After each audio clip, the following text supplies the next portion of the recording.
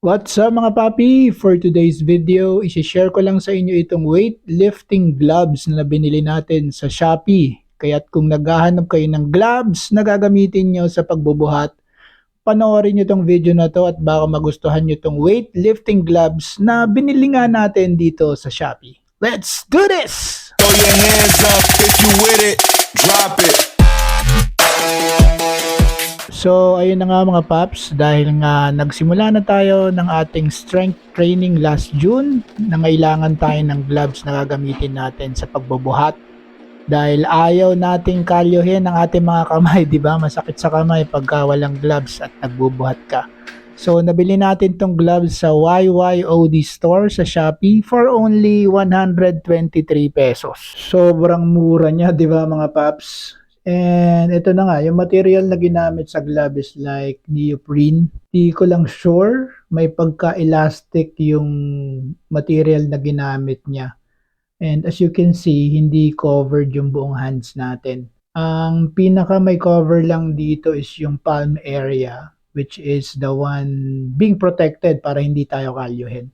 Then may mga finger holes lang siya to ensure that the gloves is fitted sa hands natin. Feeling ko naman these gloves can handle a significant wear and tear sa pagbubuhat natin dahil mukha naman siyang matibay and yung stitches niya shoot na shoot hindi naman pawarde-warde yung gawa. Mukhang hindi naman agad bibigay talaga. And ang gusto ko pa dito, meron siyang wrist support that is fitted through a velcro system.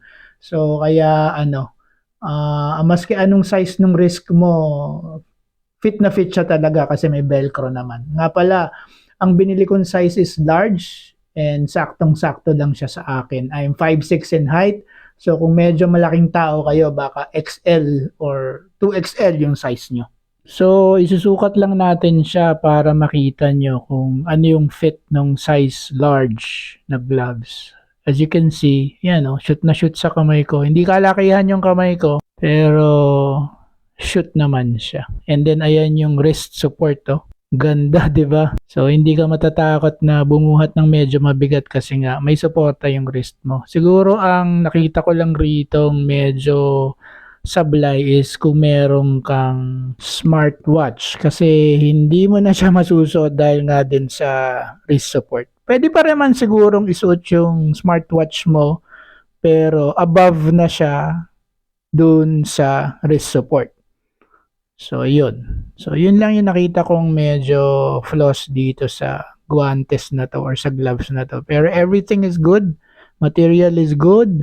Fit na fit sa kamay ko. And sa tingin ko, mapoprotektahan naman nito yung hands natin sa mga kalyo na abutin natin dahil sa pagbubuhat. Anyway, if you like the video, please subscribe. And thanks for watching. Hanggang dito na lang tayo. Ayan yung anak ko nangungulit. Till the next budol. Ano pa hinihintay nyo? Bilhin na. Mura na. Ang ganda pa ng quality. Thanks for watching.